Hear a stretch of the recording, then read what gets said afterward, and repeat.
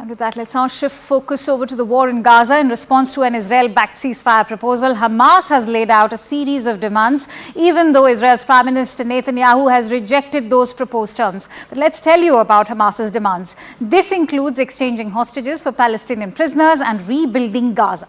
Now, the question is whether a middle ground can be reached to move the process on.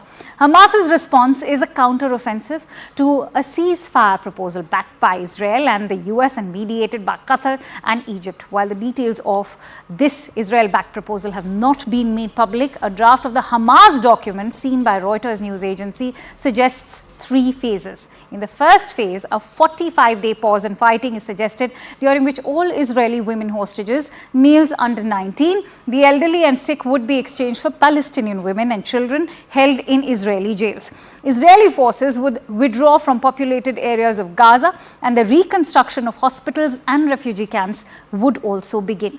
The second phase will ensure that remaining male Israeli hostages are exchanged for Palestinian prisoners and Israeli forces leave Gaza completely.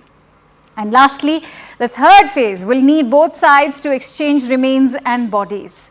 The deal would also see deliveries of food and other aid to Gaza increase. By the end of the 135-day pause in fighting, Hamas says negotiations to end the war would have concluded. But sadly, it's not been accepted by the Israeli Prime Minister.